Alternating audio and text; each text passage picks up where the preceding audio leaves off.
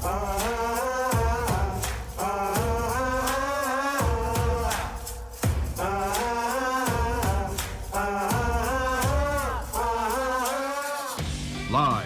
from the Al Newhart Media Center, this is Just Hear Me Out with Peyton Byers.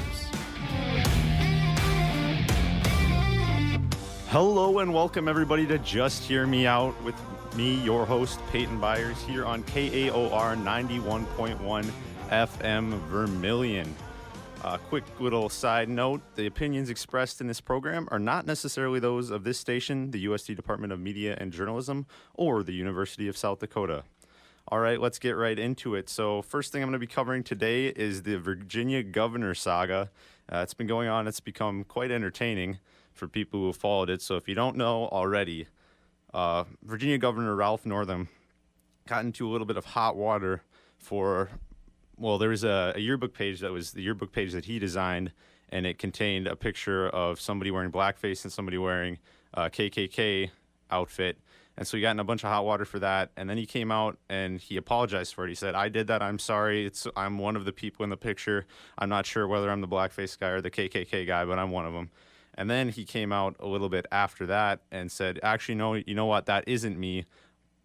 And then he came out after that a few days later and said, "But if you do find a picture of me in blackface at a different time in a different picture dressed as Michael Jackson, then that might be me." And so it's been a real mishandled situation for him. But then amidst his controversy, people were looking down to Lieutenant Governor Justin Fairfax, because they were thinking that if Northam was removed, then Fairfax was going to get the job. But then 2 sexual assault claims came out against Lieutenant Governor Justin Fairfax, and the accusers were Meredith Watson and Vanessa C. Tyson, and he's admitted to the encounters with both of them. He's admitted to having sex with them, and he's admitted to that, like, it's happened. He just claims that they consented and it was consensual.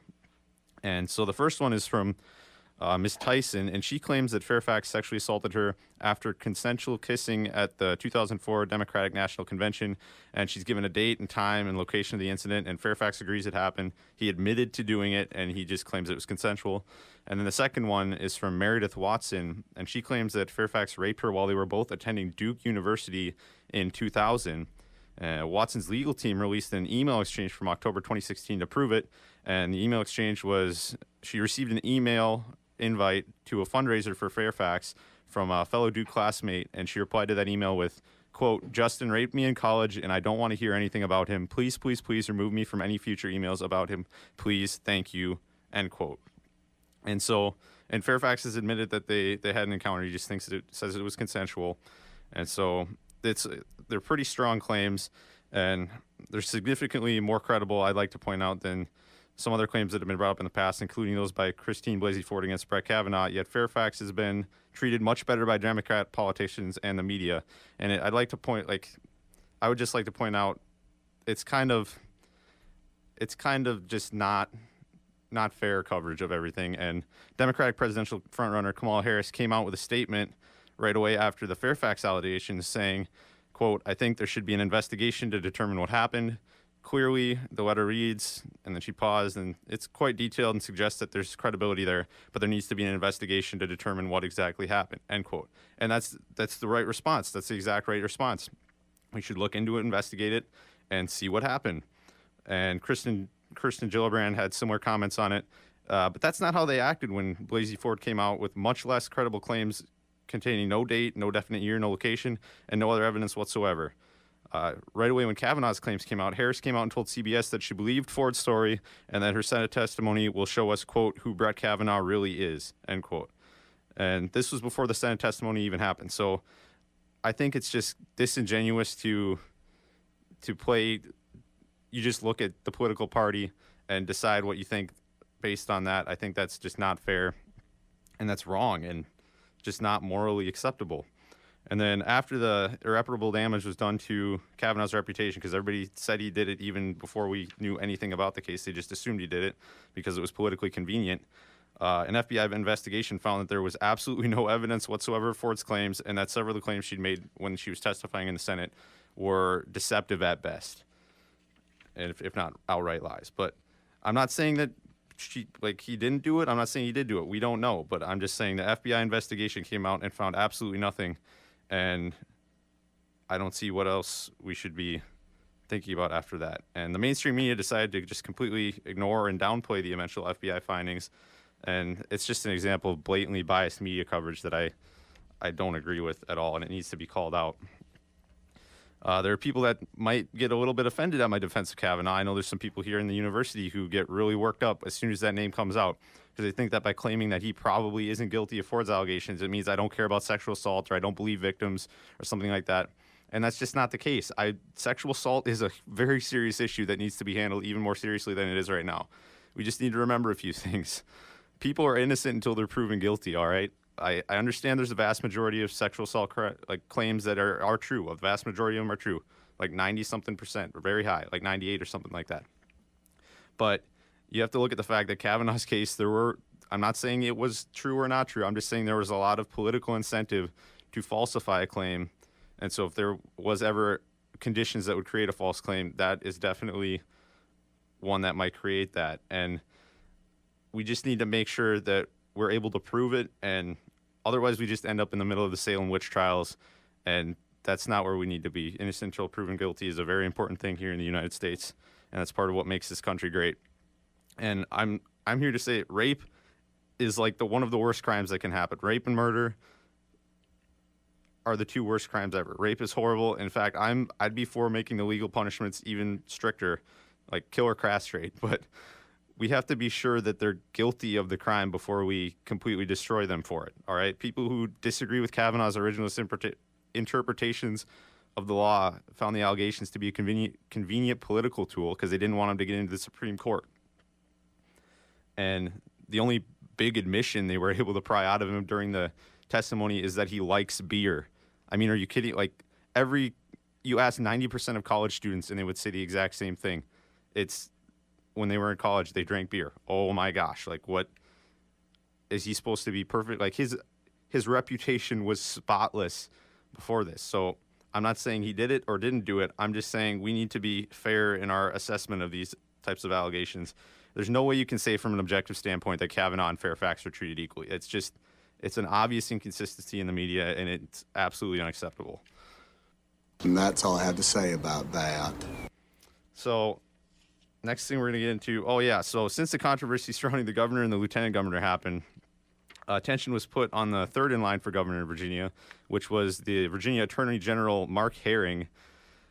And then he came out with a statement saying that he too had worn blackface at a party in the 80s. And so that's strike three for Virginia. And they're just running out of people to put in the governor's spot. They may as well just go out onto the street now and pick a random guy and hope he didn't wear blackface at a party in the 80s.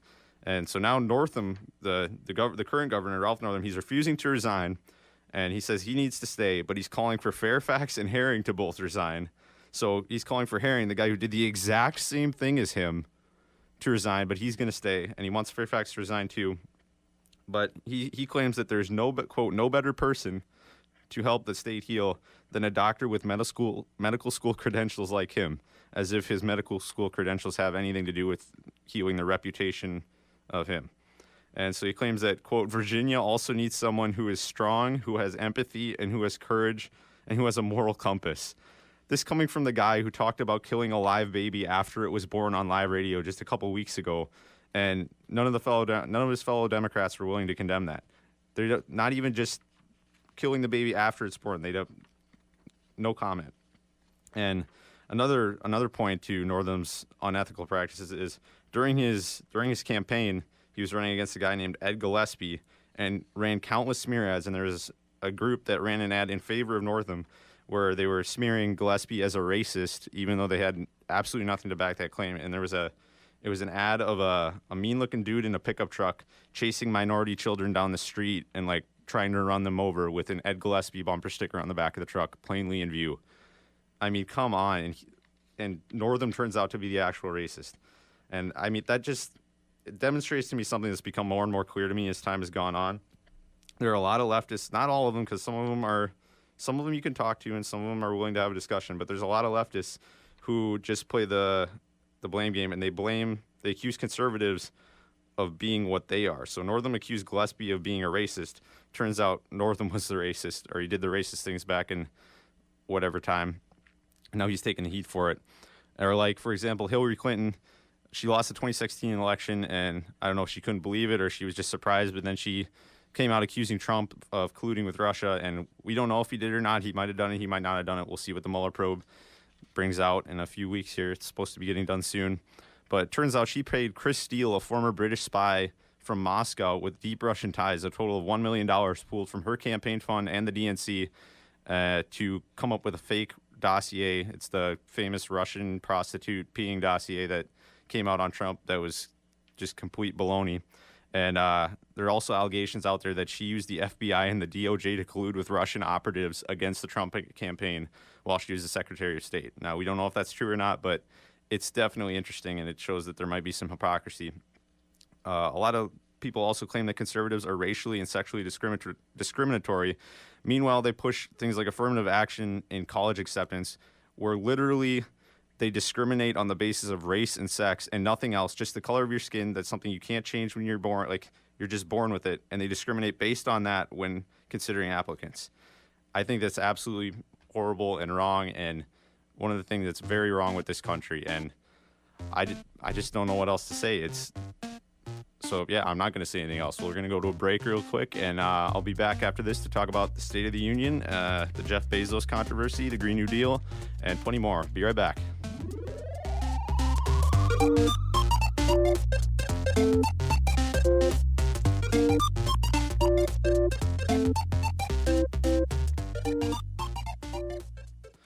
Alrighty, we're back here on Just Hear Me Out. I'm Peyton Byers, your host here on KAOR 91.1 FM Vermilion.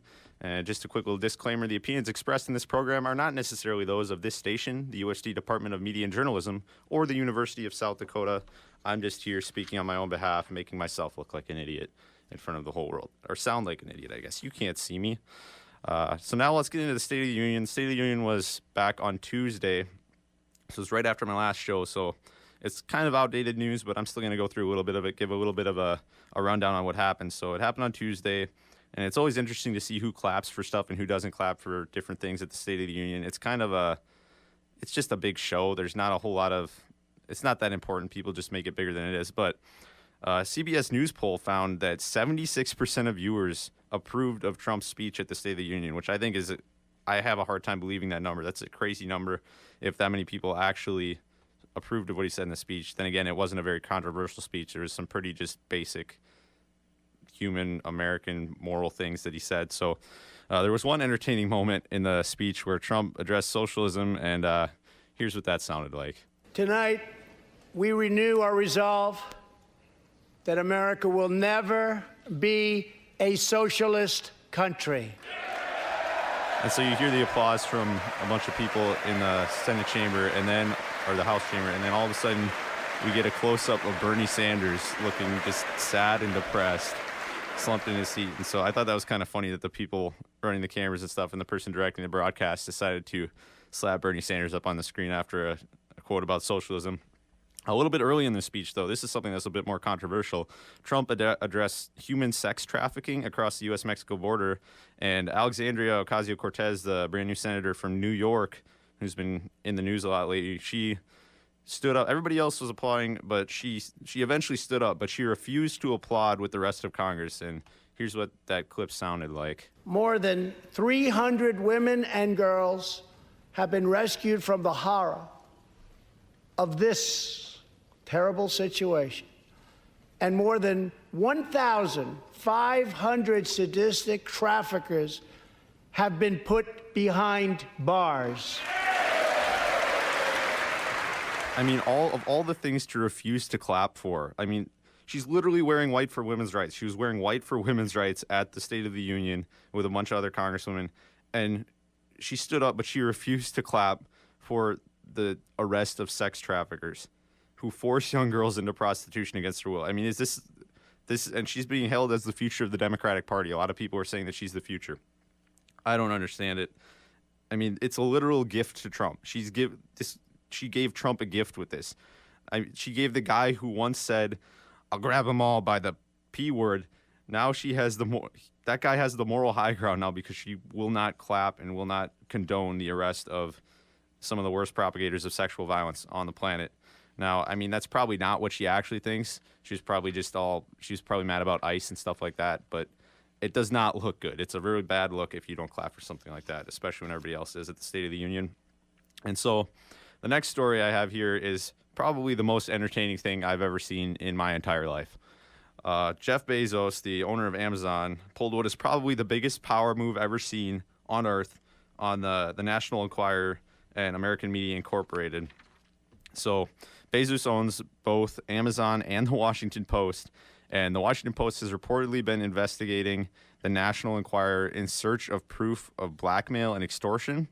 And so in response, the National Enquirer and American Media Incorporated attempted to blackmail and extort Bezos by emailing him claiming they have pictures of his private parts from texts he exchanged with his mistress. So you can see how that might not be the smartest thing, especially when you're going up against somebody like Bezos, who just is one of the most powerful people in the world. So instead of submitting to their blackmail, he just came out and dumped all their emails on his blog. And it's pretty damning for AMI and the National Enquirer and their owner, David Pecker. And the main reason I bring this story up is because it's supplied me with possibly one of the greatest headlines I have ever read in my life and will ever read in my life. And so the New York Post and a few other places put out the headline in big, bold letters, all caps, Bezos exposes Pecker, which I think is the most hilarious headline I've ever heard in my life. Anyway, that's all I have on that. We're going to come back after the break here with the Green New Deal. I'm going to have Talon Everson in studio with me here, and we're going to talk about all the things that have been going on, all the different issues related to the Green New Deal and Ocasio-Cortez's new proposal for it. So we're going to go to a break here. I'll be right back after that.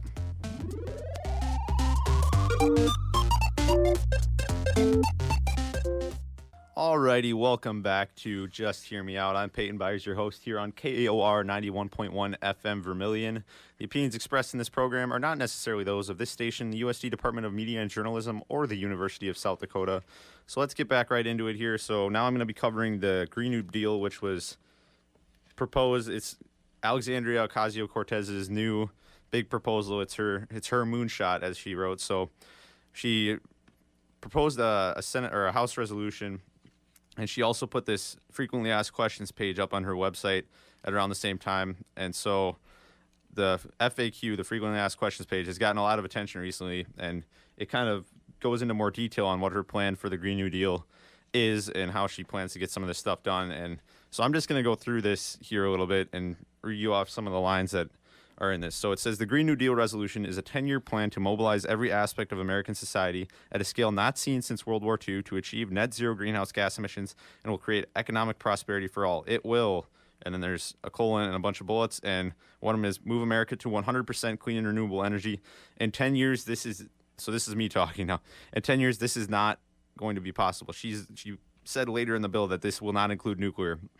And so this would mean completely getting ourselves off coal and natural gas and all other fossil fuels and relying solely on solar power, wind power, hydroelectric power, it's highly unlikely that this is possible in 10 years, and it would take an insane amount of investment. And anyway, I'll just keep going here because it gets better. And another one of those bullets is build on FDR's second Bill of Rights by guaranteeing, and then these are the things she's proposing that the government guarantee: a job with family-sustaining wage, family and medical leave, vacations, and retirement security. So we're guaranteeing a job to every American now. A high-quality education, including higher education at trade school. So now we're guaranteeing everybody college. We're also guaranteeing high-quality health care, safe, affordable, adequate housing, and we're guaranteeing economic security for all those who are unable or unwilling to work. This is the wording in her frequently asked questions that was on her website. Unwilling to work. And she received a lot of backlash for that. And she took this frequently asked questions off her website later that day, I think, after a bunch of people started going crazy about it because it is kind of crazy. So there's another bullet. There's no time to waste. It talks about the IPCC, the International Panel on Climate Change report, and it says that global emissions must be cut by 40 to 60% by 2030 to avoid irreparable damage, and that the U.S. is 20% of total emissions right now. So even if the U.S. completely eliminated all emissions it puts out, we'd still be screwed because the rest of the world isn't going to be doing that. and we must get to zero by 2030 and lead the world in a global Green New Deal. Okay, and then she says, Americans love a challenge. This is our moonshot. When JFK said we'd go to by the end of the decade, people said impossible. That wasn't me misspeaking. That was the document itself. It says, if Eisenhower wanted to build the interstate highway system today, people would ask how we'd pay for it. Yeah, because paying for things is the fiscally responsible thing to do. You pay for them. I mean, if we say we're going to fund, I don't know, something like let's fund a program to stop people doing drugs, we'd still have to ask how we pay for it. It doesn't matter how good the program is. We still have to pay for it. When FDR, again reading from the FAQ, when FDR called on America to build 185,000 planes to fight World War II, every business leader, CEO, and general laughed at him. At that time, the U.S. had produced 3,000 planes in the last year. By the end of the war, we produced 300,000 planes.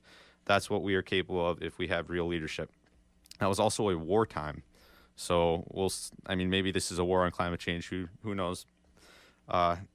This is a massive investment in our economy and society, not an expenditure. I'm not sure if they understand what an expenditure and an investment are. And typically with an investment, you get a return on your investment. I don't see that happening here at all. We'd just be losing a lot of money. We've invested 40 to 50% of GDP into our economy during World War II and created the greatest middle class the U.S. has ever seen. Well, that was World War II. The interstate highway system has returned more than $6 in economic productivity for every $1 that it costs. I mean, I guess you could say that, but also if the interstate highway system didn't exist, I'm pretty sure states still would have connected their highways and there would still be a way to travel around the United States. That's beside the point, though. She makes the claim that 92% of Democrats and 64% of Republicans support the Green New Deal. I don't know where she gets that statistic because there's even some Democrats that don't support it. Like Nancy Pelosi has gotten a bunch of flack for not supporting it, so I think that's kind of interesting. Quote, nearly every major Democratic presidential contender say they back the Green New Deal, including Elizabeth Warren, Cory Booker, Kamala Harris, Jeff Merkley, I don't even know who that is, Julian Castro, Kirsten Gillibrand, Bernie Sanders, Tulsi Gabbard, and Jay Inslee. So they all back this. Later on in the FAQ, they say, we set a goal to hit net zero rather than zero emissions in 10 years because we aren't sure that we'll be able to fully get rid of farting cows and airplanes that fast. So getting rid of airplanes, I'll go back into that in a second. But we think we can ramp up renewable manufacturing and power production, retrofit every building in America, build the smart grid, overhaul transportation and agriculture, plant lots of trees, and restore our ecosystem to get to net zero. So there's a few things to unpack here. First off, I find it's interesting how they said farting cows and we want to get rid of all of them because I kind of like steak, I'm not going to lie. So it looks like we're all going to be going vegetarian and also getting rid of airplanes. So she proposes that we set up light rails to the point where airplanes are no longer necessary, which I don't see happening anywhere, especially not anywhere in the near future, especially not in the next 10 years. Also, what else do we have? Retrofitting every building in America. So every house, every building, every building in America to be more energy efficient. I think she's got to be crazy. That's like every building in America that's a large aspiration, to say the least. Then there's a question, is nuclear a part of this? And this is the big kicker. A Green New Deal is a massive investment in renewable energy production and would not include creating new nuclear plants. It's unclear if we will be able to decommission every nuclear plant within 10 years, but the plan is to transition off nuclear and fossil fuels as soon as possible. So only the cleanest, most renewable source of energy we have is nuclear energy, and we just aren't going to use it. Thorium is a new option for nuclear power, and it is probably the most clean thing ever. We don't have to worry about things like Chernobyl or 3 Mile Island happening anymore because the technology's past that. Uranium is dangerous. Thorium is a much better option to do that. I might go in and talk about thorium a little bit later in the program, and we'll see what happens. So anyway, we'll take a look later in this FAQ. Does the Green New Deal ban all new fossil fuel infrastructure or nuclear power plants? The Green New Deal makes new fossil infrastructure or nuclear plants unnecessary. Quote, this is a massive mobilization of all our resources into renewable energies. It would simply not make sense to build new fossil infrastructure because we would be creating a plan to reorient the entire economy to work off renewable energy. And so that's kind of interesting that we would just completely abandon that. The economy, largely based on fossil stuff right now, 10 years, that's a very ambitious goal for sure. How would you pay for it is a question. And quote, some say, or the same way we paid for the New Deal, the 2008 bank bailout, and extended quantitative easing programs, the same way we paid for World War II and all our current wars, the Federal Reserve can extend credit to power these projects and investments, and new public banks can be created to extend credit. There is also space for the government to take an equity stake in projects to get a return on investment. At the end of the day, there is an investment in our economy that should grow our wealth as a nation. So the question isn't how we will pay for it, but what we will do with our new shared prosperity. So she's basically saying we just deficit spend our way into oblivion, and there's a high chance that would lead to uncontrollable inflation, and that's not something I'm really too keen to get into. So that's just a few of the things. We'll look at some of the infrastructure projects. Oh, this is an interesting part. Okay, so the level of it's on the people have asked whether we could just tax the rich or whatever, as Bernie Sanders and Cortez have suggested, and they say the level of investment required is massive. Even if every billionaire and company came together and we were willing to pour all the resources at their disposal into this investment, the aggregate value of the investments they could make would not be sufficient. So even if we did tax every billionaire in America and they gave all the money that they could to it, we would still not have enough money in America to pay for it. So how on earth are we going to pay for it at all anyway? I don't understand. It's kind of interesting. Some of the other things they're talking about, she keeps saying the word smart grid a lot, which I think is, I don't know what it means. Nobody really, she hasn't really explained what she means by smart grid. Maybe it's just a really energy efficient power grid. I have no idea. Meet 100% of power demand through clean and renewable energy sources. And so once again, completely eliminate all fossil fuels. You can't drive your gas guzzling cars anymore. You can't, I don't know how we're going to do farming or agriculture or anything like that. But totally overhaul transportation by massively expanding electric vehicle manufacturing, build charging stations everywhere, build out high-speed rail at a scale where air travel stops becoming necessary, create affordable public transit available to all with the goal to replace every combustion engine vehicle. So those are just a few of the things that she's talked about. There's also more, but I'm going to go into a quick break here, and we'll be back right after this.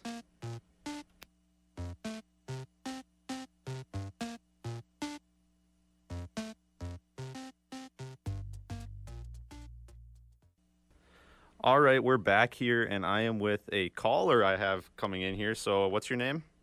My name is Logan. Hey, Logan. So what's up? Why'd you call into the program? Well, I wanted to talk about the Green New Deal. Are you still on that topic? Yes, I am indeed. So what do you want to talk about it? Awesome. Well, I don't think anybody's really against clean energy. Clean energy, everybody would enjoy it if we had a lot more clean energy. The problem is it's very expensive and not very effective on large scale. That's exactly what my thoughts on it. That's kind of what I've been trying to point out here. I don't know if I've been doing a good job of that or not, but right. No, well, yeah, you're doing great. But to put this in perspective, one of the largest solar panel farms that have been built in China, largest in the world, don't even put out enough energy to run the New York subway station. So how on earth are we going to convert the entire country to wind and solar energy? It's just absurd. And it would be a lot more feasible if we included nuclear in it, because nuclear is the cleanest form of energy we have right now. It's the best option we have. Thorium is amazing, and yet she completely just eliminates that from the whole Green New Deal idea. So I think that's kind of interesting that she decided to keep that out. Exactly, and more people actually die from solar panels than nuclear factories every year. Do you know why that is? No, could you enlighten me, please? They fall off the roof when they try to install it. There's a higher mortality rate of people falling off the roof from making solar panels than there is from nuclear energy. Every year, yep. Holy cow. That's an interesting stat. Which means not a lot of people actually die from nuclear energy. Yeah, well, I mean, as I said before, you talk about like Chernobyl and 3 Mile Island and stuff, and that those disasters of the past aren't as likely anymore because I need to do a segment on thorium. Thorium is that's the future of energy because it's nuclear energy, but it's not nearly as dangerous as uranium, and it's a lot better. It's a lot more common. It's a lot easier to use, and it's not as weaponizable. And there's a lot more fail-safe measures that it allows to have put in place. Right. Have you covered the part of the deal where it talks about the cow farts yet? Yes, I have indeed. Actually, I mentioned the cow farts. Yeah, that's a funny part.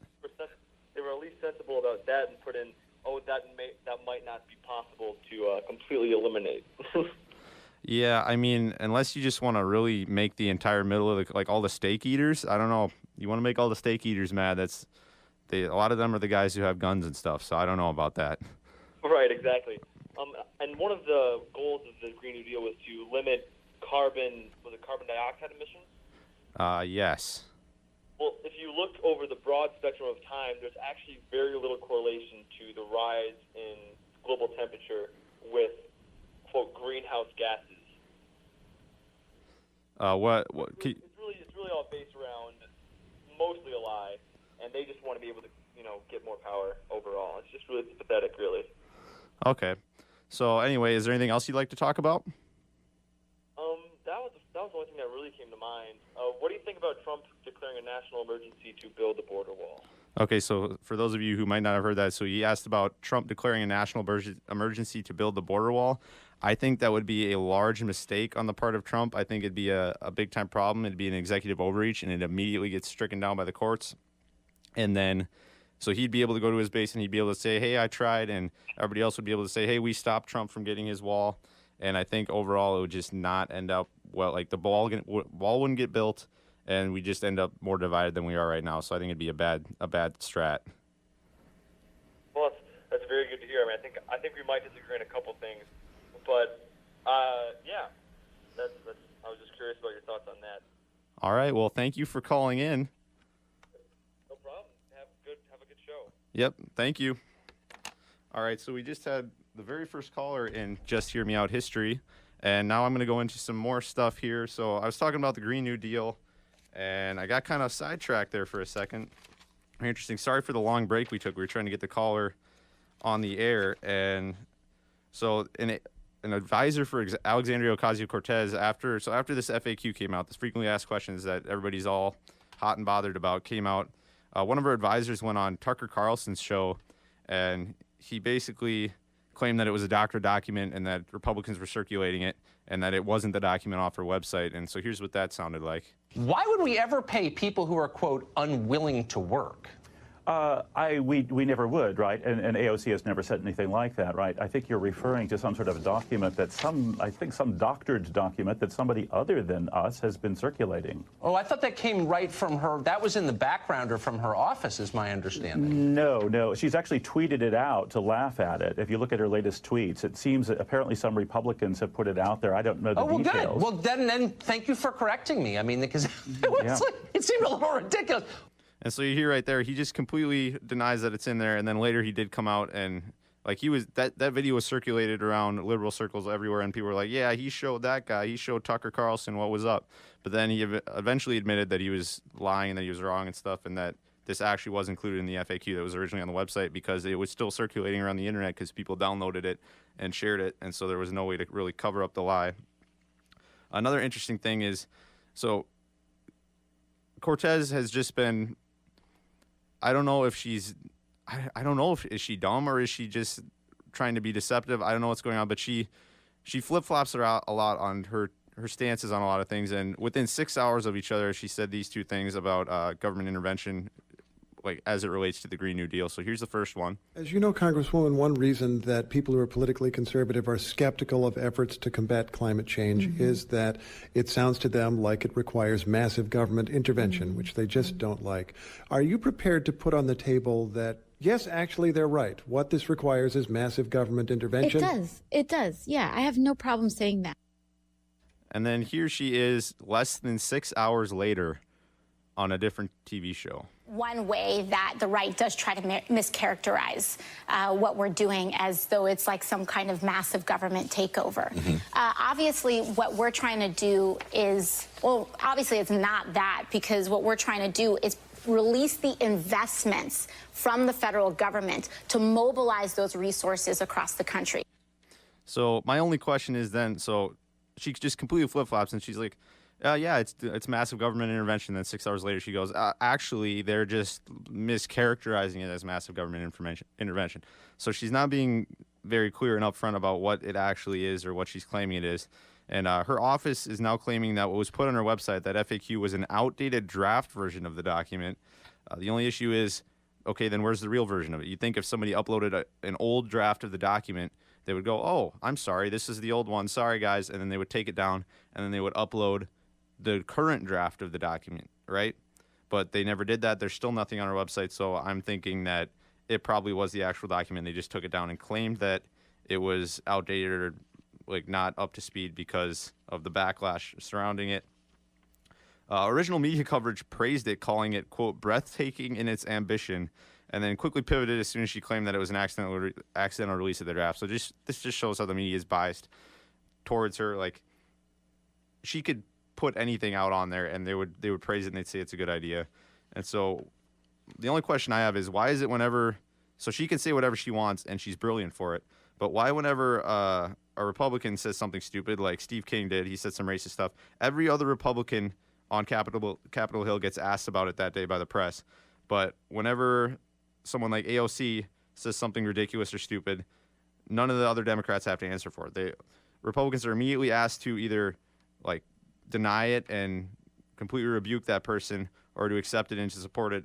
Meanwhile, there's not near as many questions asked of the Democrats, which I think is kind of wacky. For example, like the Green New Deal is a thing where people haven't had to answer questions about her FAQ that got released, or the Northam abortion comments, where you literally talked about killing a child after it is out in the womb, going into the other room and having a conversation about whether they're going to kill it or keep it alive. And so, but they just kind of sweep that under the rug. Media bias is alive and well. And so then the actual thing she proposed is a House resolution. But the thing is, it's just a resolution, and it provides absolutely no solutions whatsoever. It's literally just says, yeah, climate change is bad, and we want to have clean energy, and we want everybody to have a job and everybody to have income, and we want the world to be great. That's essentially what the resolution says. And even Nancy Pelosi won't pass it. She won't even bring it up for a vote. And people are criticizing her for that, but it provides no solutions. It does nothing. It's literally just a useless stack of paper. That it doesn't describe how we're going to do any of these things. That's what the FAQ was trying to do, and then that got completely just shut down on the internet. So not only that, but if the U.S. did somehow do this, it would only lower the projected average temperature by about 0.124 degrees over the next century. And let's be honest, that is absolute, that's not going to affect anything whatsoever compared to what their actual projections are, so of where it would be if we don't do anything. So it's not going to make that much of a difference, and it's not worth destroying the entire American economy over. Do you want to know who's causing the problems, though?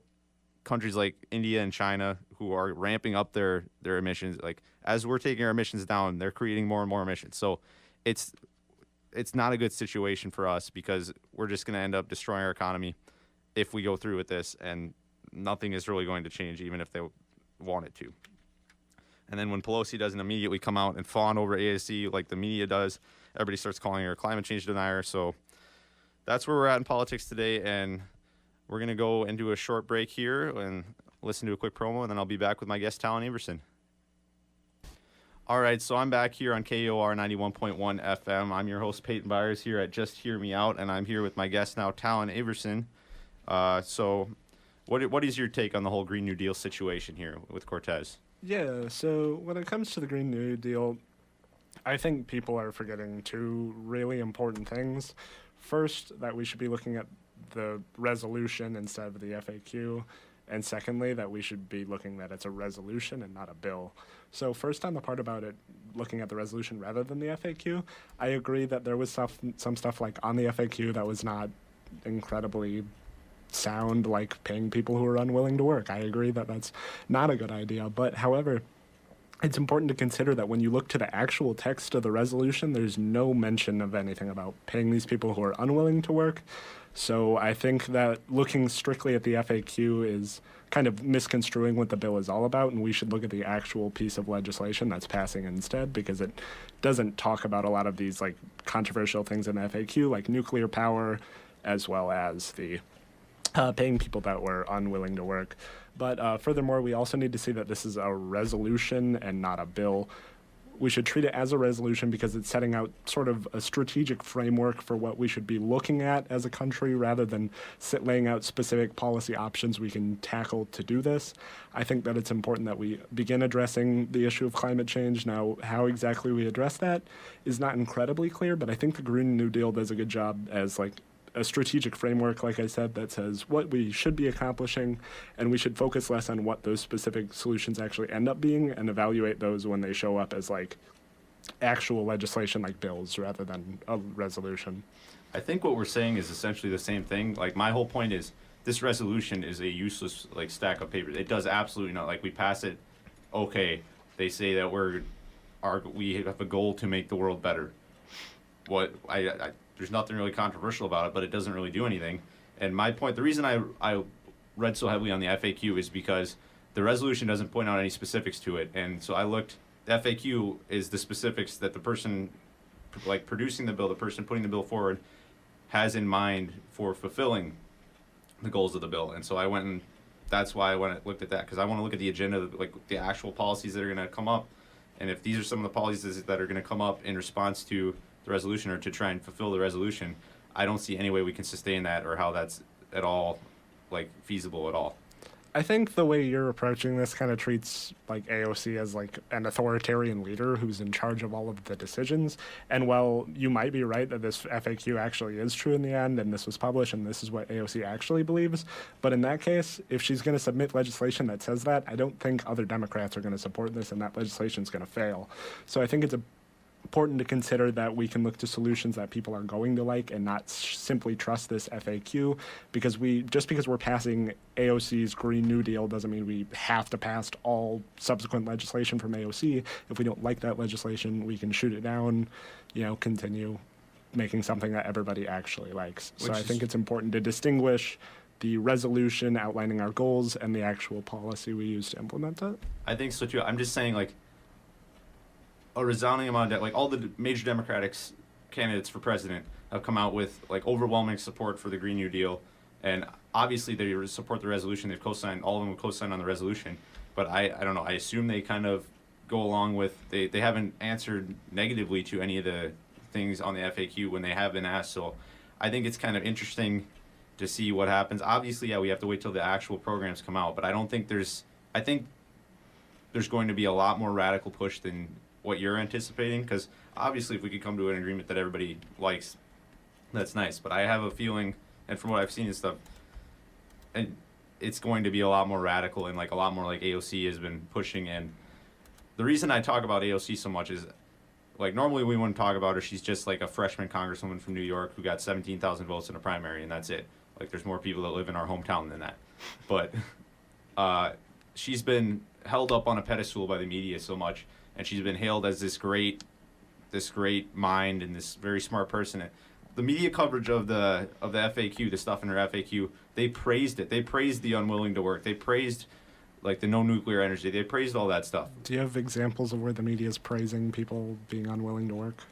I don't have them in front of me, no, I don't. But like media coverage of the Green New Deal FAQ was overwhelmingly positive, especially from more like left-leaning sites. It was more positive than it was from right-leaning sites. But there was a lot of media outlets that were extremely positive of everything. And then when AOC came out and said, sorry, that was a draft, that's not actually what we think, her office came out and said that, and then they all pivoted and they went, see guys, look, it was just a draft, she didn't mean it. But my whole point, the thing I think about is, okay, if it was a draft of the FAQ and they just put an outdated draft on there, where's the real one? Like, where's the updated one that is supposedly there? Like, they haven't uploaded it to her website. They just took the old one off. I mean, yeah, it'd definitely be great if we could get an updated version of the FAQ. I agree to that. But, like, on the point about the media praising the bill, I maintain that until I see an example of this media actually doing this. Like, I'm in support of the actual resolution. I'm not in support of everything that appears in the FAQ. And like, obviously many news outlets are probably praising the resolution because they agree with it as well. But when we look to the FAQ, you see it kind of differs from the resolution, and what we need to be looking at is the resolution, because that's the actual congressional legislation that gets passed. That's the actions that occur. Anybody can go past like, I could make a resolution and submit it to my congressperson that says, I want all of life to be rainbows and unicorns and ponies, and I want everybody to get free everything, and I want everybody to have ice cream and a unicorn, and I could turn into Vermin Supreme. And that doesn't mean it's feasible. You know what I'm saying? Like, we can say, I'm completely fine if everybody's saying, yeah, I wish everybody had a steady income and everybody had a job and stuff. But saying that it's going to be the federal government's responsibility to provide those jobs and to provide this income is another story, and it's more open to debate. All right, I want everybody to be like, the ideal world is impossible. Utopia it's a dream, but it's not possible, and a lot of times it devolves into dystopia. And so that's just some of my thoughts on it. And I don't know, do you have anything to say?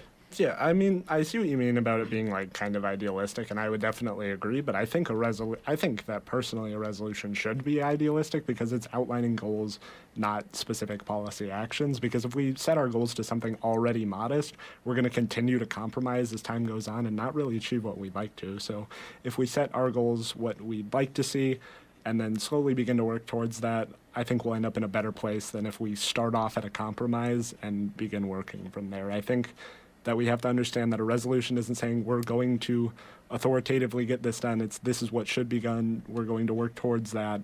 That would be great. I understand that not everything in the New Deal is probably going to get done, especially within 10 years. But if you don't set high expectations, you're less and less likely to meet them. Yeah, so that's all we have time for today, folks. Thank you for your discussion, Talon. I'm Peyton Byers. This is Just Hear Me Out on KOR 91.1 FM Vermilion. Thank you for tuning in and listening to me today. I might sound like an idiot. I might sound smart. Who knows?